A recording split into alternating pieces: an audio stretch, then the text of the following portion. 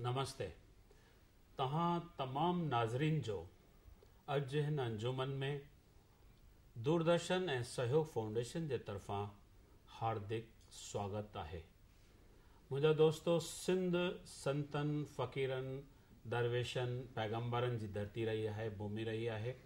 ऐं मां इहो भायां थो, शायदि इहो सिंध जे धरतीअ जो उन मिटीअ जो ई कमाल आहे त मुंहं जे दड़े खां वठी जिन बि उन मिटीअ में जनम वरितो उन्हनि कॾहिं बि कुल्फ़तूं न कयूं आहिनि, सिर्फ़ु मोहबतूं ई मोहबतूं विरहाईंदा रहिया आहिनि। कॾहिं बि हुननि गाज़बी निगाहूं पासे जे रिहासत ते, पासे जे माण्हुनि ते न विधियूं आहिनि।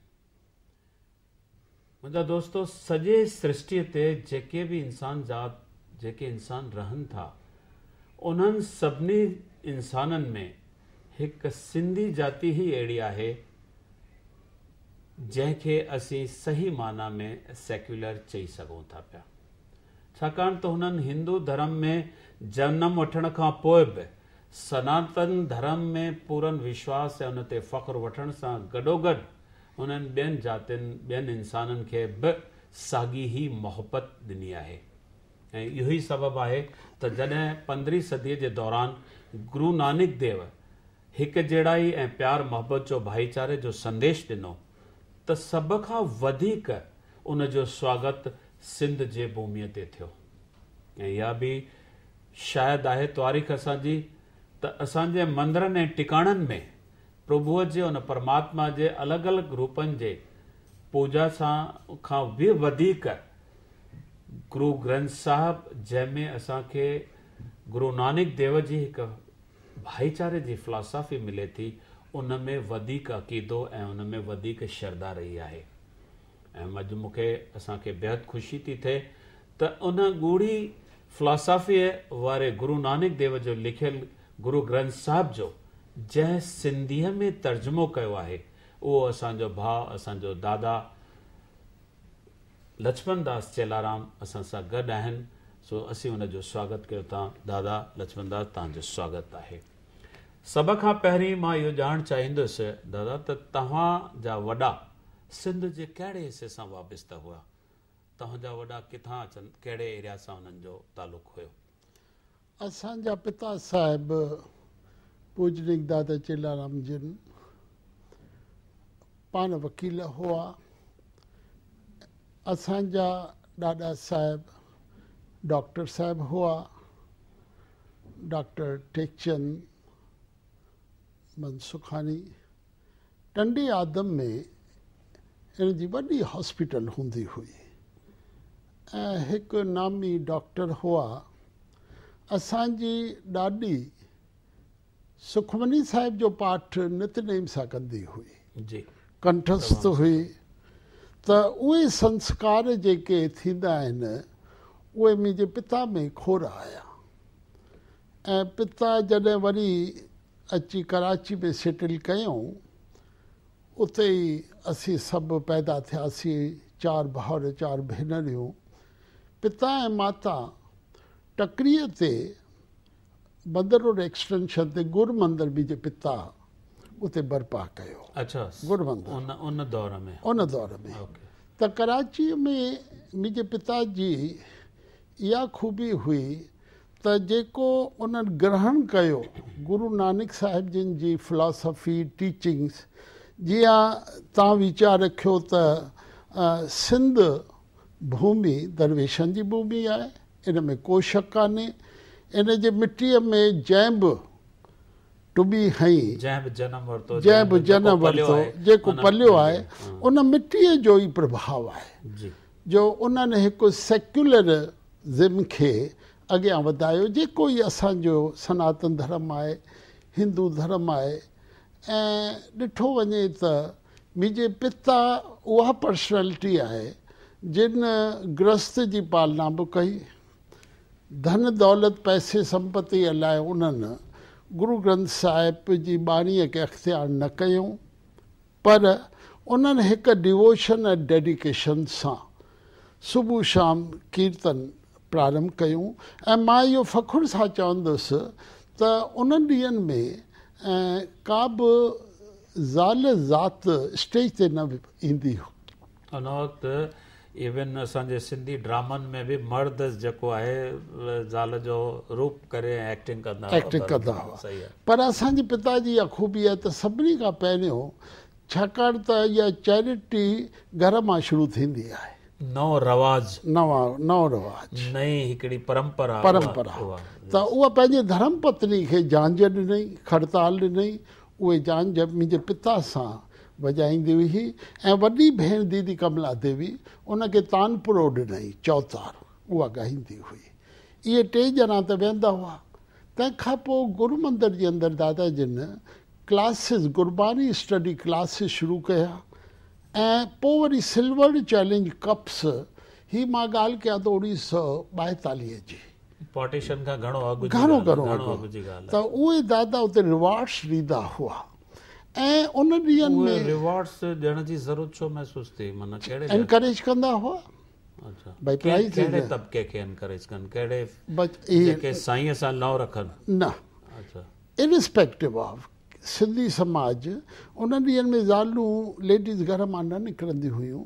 पर पिता चाहियो थे त इहे संस्कार जेके आहिनि उहे बचपन खां वठी पवनि। साॻियो कमु त चवनि था दादा लेखराज बि कयो।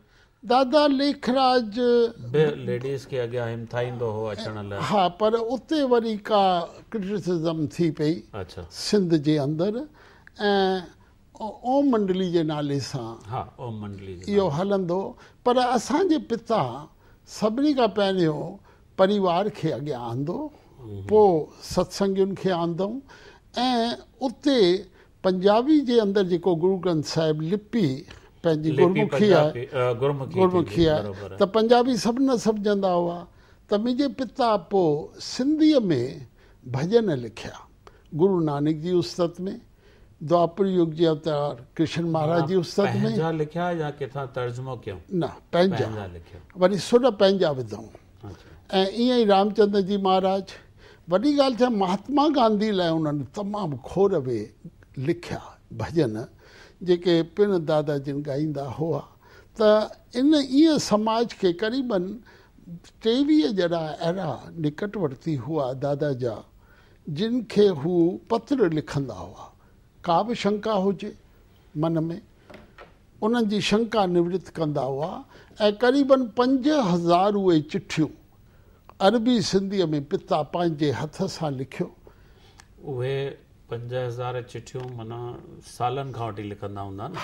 टोटल 5000 टिल पार्टीशन श्रद्धालुनि पंहिंजे साथियुनि खे। हा, त उहे पत्र वरी जॾहिं पार्टीशन थी किथे त सभु कुझु छॾे आया बंदा, पर उहे 23 ॼणा पत्र पाण सां खणी आया दादा जी हैंड राइटिंग सां। अॼु उहो ई निर्गुण ग्रंथ उन्हनि पत्र जे उन्हनि जेके ख़त हुया उन्हनि जे आधार ते तव्हां इहो उन्हनि जो ई ग्रंथ ठही वियो। अच्छा, जंहिंजो नालो आहे निर्गुण ग्रंथ। जीअं नूरी ग्रंथ आहे, जे दादा साधू वासवानी जो इहो तखलस हो नूरी, ठीकु आहे। असांजे पिता जो तखलस हो निर्गुण। निर्गुण ग्रंथ ठहियो ऐं 2 ग्रंथ सिंधी समाज में आहिनि। हिकु साईं टेऊराम जो, उनजो नालो प्रेम प्रकाश। हा, त इहे सिंधी समाज में संत खोर थिया। मां उन ते अचां थो, पर उनखां पहिरीं मां इहो पुछणु चाहींदुसि त तव्हां पंहिंजे पिता साहिब जे सोहबत में हिन रूहानी राह में अची विया या पिता साहिब जे वञण खां पोइ तव्हां कहिड़े दौर में रूहानी राह में पहुता? मां त इहो चवंदुसि, जॾहिं मां पंहिंजी माता जे गर्भ में हुउसि जी, त इहा मुंहिंजे माउ जी कृपा आहे। पर तव्हांजी रूहानत जो फ़ाइदो समाज कॾहिं वठणु शुरू कयो? समाज त ईअं सम्झो जॾहिं खां वठी मां पिता सां यात्रा, मूंखे पिता, उहो कहिड़े उमिरि में? उहा सम्झो मुंहिंजी 22 साल उमिरि हुई। 22 साल उमिरि। जॾहिं 22 साल यात्रा में दादा सां तव्हां कहिड़ो रोल निभाईंदा हुआ पंहिंजे पिता साहिब सां? मां हिकु त पंहिंजा, मां दादा जिन सां तबला वॼाईंदो हुउसि। अच्छा। ऐं जेतिरो एडमिनिस्ट्रेशन हूंदो हो, मां ईअं सम्झो दादा खे स्टेज ठाहे ॾींदो हुउसि, दादा जिन अची स्टेज ते वेहंदा हुआ। ऑर्गेनाइज सॼो मां कंदो हुउसि, प्रोग्राम यात्रा जा, आश्रम जा। दादा जन कॾहिं चोलो छॾियो? 1964 7 मार्च ते। 1964 7 मार्च। उन खां पोइ तव्हां? न, उन खां पोइ मुंहिंजी वॾी भेण दीदी कमला देवी जी, उहा होम मिनिस्ट्री में तमामु सुठे उहिदे ते कमु कंदी हुई। जी। पर जीअं ई पिता जो शरीर शांत थियो त मुंहिंजे वॾी भेण रिज़ाइन कयो ऐं उन्हनि टेकअप कयो। आश्रम अची उते वेठा, निज थांव संभालियऊं। अच्छा, आश्रम जी ॻाल्हि निकिते, घणा टोटल आश्रम आहिनि हिंदुस्तान में तव्हांजा? 4 आहिनि। दिल्ली जे अंदरि आहे निज थांव पूसा रोड, बॉम्बे जे अंदरि निज थांव खार जे अंदरि, पूना जे अंदरि भवानी पेठ जे अंदरि आहे निज थांव, साॻे ई नाले सां निज थांव। नालो उहो ई हलंदो। ऐं हिकिड़ो हिमाचल प्रदेश में सोलन डिस्ट्रिक्ट आहे, उते हिकु गांव आहे, ॻोठ आहे, सपरून उन जो नालो आहे। उते पिता 1959 में इहो आश्रम बर्पा कयो ऐं 5 साल पाण रहिया पिता साहिब। तंहिंखां पोइ दीदी कमला देवी रही, तंहिंखां पोइ राधिका देवी आहे अॼुकल्ह। मां बि आहियां उते 5 महीना। 7 महीना पोइ हिते बॉम्बे रिश्ताऊं ते। तो हुते पोइ केरु रहे? उहो आश्रम बंदि थी वेंदो आहे, थधि खोर पए। ऐं दादा जिन जेको प्रोग्राम रखियो हो उहो ई प्रोग्राम निर्विघ्नता सां। दादा खां पोइ तव्हांजी सिस्टर खां पोइ तव्हां हिन राह में एक्टिव कॾहिं खां, मां उहो ॼाणणु चाहियां थो त तव्हां फुल फ्लैज कॾहिं खां हिन में? फुल फ्लैज त मालिक जी कृपा थिए, तव्हांजो आशीर्वाद थिए त फुल फ्लैज थिए। पर कोशिशि कबी आहे त भई जेतिरो बि थी सघे वधि में वधि समय मां ॾींदो आहियां, कोशिशि कबी आहे। पर इहो आहे त मूं नौकिरी न कई, न धंधो कुझु कयो। मुंहिंजे नौकिरी कई पिता माता जी कई, उन्हनि जो आशीर्वाद। जेको सुबुह जो आशादी वार कयो था उहो दुनिया जे कहिड़नि कोननि ताईं तव्हां पहुता आहियो? मां इहो चई सघां थो त कहिड़े कोने में मां न वियो आहियां। का बि कंट्री दुनिया जी, का बि सिटी हिंदुस्तान जी मां नथो चाहे। मूंखे 54 साल थिया आहिनि जो मां अॼु ॾींहं ताईं क़रीबन 50,000 किलोमीटर मां हर साल ट्रैवलिंग कंदो आहियां। असांजो इष्ट देव आहे झूलेलाल, इहो तव्हां बि मञींदा ऐं चवनि था सभई। त तव्हांखे झूलेलाल या गुरु नानक देव ॿिन्ही में कहिड़ो फ़र्क़ु लॻे थो? न, ही कंपेरिज़न न खपियूं आहिनि हिननि पर्सनैलिटीज़ जूं। अवतार आहिनि। असांजे गुरु नानक साहिब जिन 500 साल खां पहिरियों सिंध में बुद्ध धर्म हूंदो हो, बौद्ध धर्म। उते बुद्ध धर्म पंहिंजे जेको ब्राह्मणवाद आहे उन ते असरु काफ़ी छॾियो त हू ब्राह्मणवाद दॿजंदो वियो, बौद्ध धर्म उथजंदो। वरी उन में के ख़ामियूं अची वयूं ऐं उन जो फ़ाइदो वरी इस्लाम वरितो ऐं उन्हनि आस्ते आस्ते उते आया त सही, पोइ वरी ज़बरदस्ती कन्वर्ट करणु लॻा। हिंदुनि खे एतिरो कन्वर्शन थियो आहे उन ॾींहंनि में ऐं वरी राज करणु लॻा। पर महाराजा रणजीत सिंह लाहौर में सिंध मां के 5 प्यारा विया, हैदराबाद सिंध कराची आदि मां, त महाराजा रणजीत सिंह जे दरबार में केर बि ख़ाली न वापसि ईंदो हो। जॾहिं इहे 5 प्यारा उते विया आहिनि सिंध में लाहौर में, त उते महाराजा रणजीत सिंह उन्हनि सां वेठो ॻाल्हाए त मन में सोचई जॾहिं ही प्यारा उथंदा त मां हिननि खे छा ॾियां, कुझु त तोहफ़ो ॾियणो आहे। पर उन रियलाइज़ कयो वेठे त ही 5 प्यारा दुनिया जी ॻाल्हि नथा कनि, रुगो गुरु नानक जी पिया ॻाल्हि कनि। त महाराजा रणजीत सिंह जो मूं वटि हथ जो लिखियलु हिकु गुरु ग्रंथ साहिबु आहे, मां इहो इन्हनि खे भेंट थो कयां त पहिरियों दफ़ो सिंध में गुरु ग्रंथ साहिबु महाराजा रणजीत सिंह जे ॾींहंनि में उतां लाहौर मां हली, जॾहिं उते अकाल बूंगो ठहियो हो हैदराबाद सिंध में, जिते इहा पोइ तंहिंखां पोइ सॼे सिंध में। ग्रंथ साहिब तव्हां त उच्चारण काफ़ी दफ़ा कयो हूंदो? मुंहिंजे पिता अनुवाद कयो, इन जी ट्रांसलेशन अरबी सिंधीअ में सिंध में। अच्छा, तव्हां बि कुझु अनुवाद कयो? मूं 7 भाषाउनि में कयो। कहिड़ियूं भाषाऊं? पहिरियों त असांजी देवनागरी सिंधी आहे, उहो किताबु शायदि ही आहे। हा, बिल्कुलु इहो आहे। ऐं इन ग्रंथ जी खूबी इहा आहे त मूं 7 भाषाउनि में, छाकाणि त मैं सिंधी आहियां, पंहिंजे समाज लाइ मूं पहिरियों अरबी सिंधीअ में, हाणे ही देवनागरी सिंधीअ में, तंहिंखां पोइ मूं मराठीअ में, गुजराती में, त बंगाली तव्हांजो में मास्टरी आहे हिननि सभिनी न, लैंग्वेज मुंहिंजी मास्टरी त कंहिं में बि कान्हे, पर हिंदी, सिंधी, पंजाबी ऐं अंग्रेज़ी।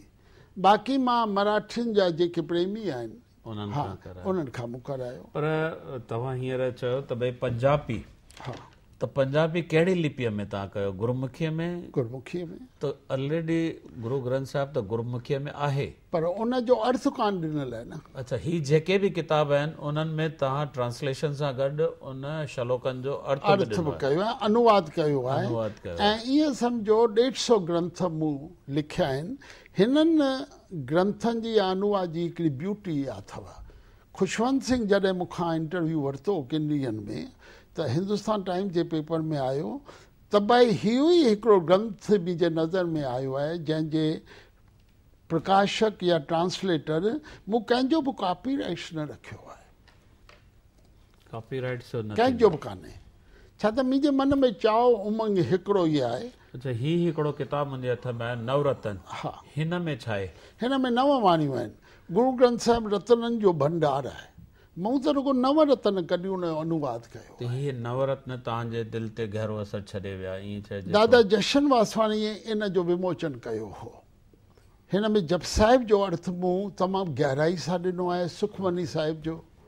ही हिकिड़ो गुरबाणी शब्द कीर्तन आहे, इहे कंहिंजा लिखियल आहिनि? तव्हां इहे आहिनि गुरु ग्रंथ साहिब जा चूंडियल शब्द आहिनि, पर मूं अर्थ उहे लिखियो आहे। क़रीब 800 शब्द आहिनि।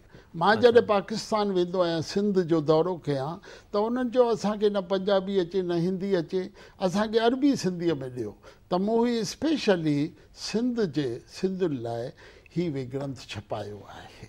गुरु ग्रंथ साहिब जे फिलासफ़ीअ में असांजा केतिरा सिंधी तव्हांजे हिसाब सां अक़ीदो, विश्वास या श्रद्धा रखनि था? मां सम्झां थो त को बि सिंधी समाज, सिंधी घर में दुख सुख अचे थो त गुरु ग्रंथ साहिब जो उते ज़रूरु पाठ थिए थो। असां शुरू खां वठी जिते डेथ ते गरुड़ पुराण जो पाठ थींदो हो, गॾु में गॾु गुरु ग्रंथ साहिब जो पाठ थींदो हो। मतिलबु सभिनी जो अक़ीदो आहे। पर हीउ जेको दौरु हींअर असां ॾिसूं था, हिन वक़्तु जेको हले थो, बेशुमार पंथ खुली विया आहिनि। हर पंथ पंहिंजी राह ॾेखारे थो पियो। आख़िर हिकु ऑर्डनरी हिकु रवाजी इंसान कंहिं में विश्वास रखी, भूल भुलाइया थी पई आहे। ॾिसो ताईं गंगोत्री खां वठी ऐं बे ऑफ बंगाल ताईं वेंदा त केतिरा घाट था अचनि। असांजो कमु आहे घाट तां लवणु ऐं उन नदीअ में सनानु करणु। पंथ ताईं, सत्संग ताईं उहो इंसानु पहुचे थो जेको भुलियल आहे, जंहिंखे साईं तां जी घुर्ज आहे, साईं ते पहुचणु चाहे थो, उनखे रूहानी राह खपे। उहे मुंझियल आहिनि।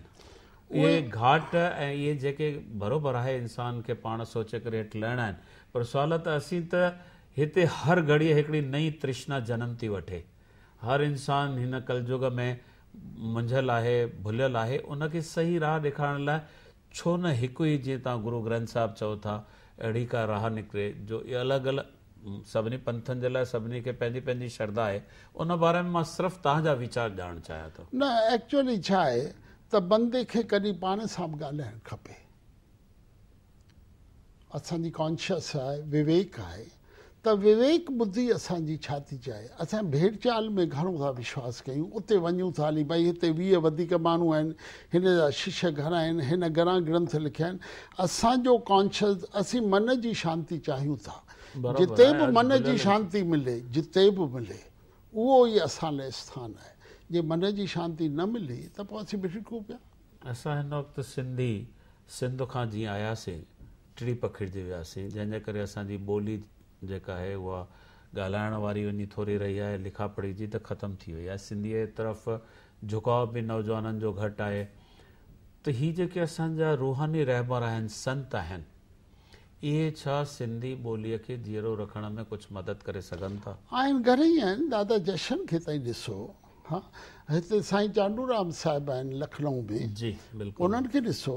साईं साधराम साहिब आहिनि, उन्हनि खे ॾिसो घणेई संत आहिनि उल्हासनगर जे अंदरि, जयपुर जे अंदरि। न सिर्फ़ु उल्हासनगर जी सीमा न आहे, न भगत प्रकाश ताईं जयपुर जो ॾिसो, टेऊंराम उहे सिंधी ॿोलीअ खे बचाइण लाइ कार्य करे रहिया आहिनि। घणेई आहिनि, ऐं रुगो न संत, घणेई मां दिल्लीअ में पिण ॾिसां थो, ऐं मां त दुनिया भर भ्रमण थो कयां।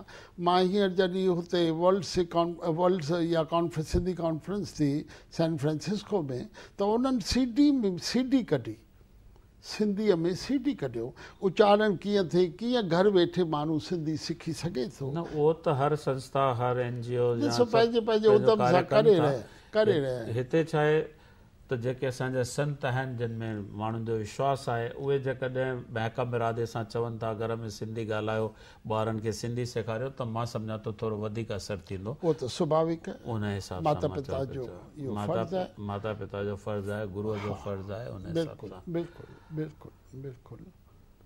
हिकिड़ो ॿियो सवाल जेको बार बार मुंहिंजे ज़हन में अचे थो,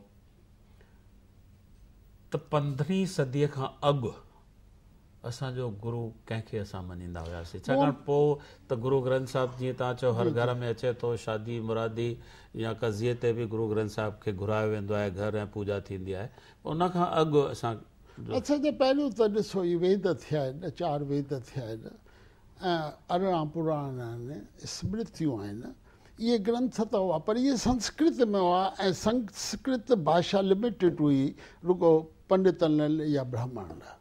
आम मखलूकात न पढ़ी सघंदी हुई। आस्ते आस्ते जॾहिं बौद्ध धर्म आयो न, त बौद्ध धर्म जो काफ़ी प्रभाव पइजी वियो। पहिरियों त भारत में बौद्ध धर्म ई हूंदो हो शुरू में, पोइ वरी अॻियां हली मूं जीअं तव्हांखे ज़िक्र कयो त हीउ जेको इस्लाम धर्म जेको अची वियो, उन ज़बरदस्ती हर प्रकार इस्लाम धर्म जे टाइम ते ई जॾहिं मिर्ख बादशाह सताइण शुरू कयो, तॾहिं झूलेलाल जो जनम थियो। त उन झूलेलाल लाइ तव्हां छा चवंदा?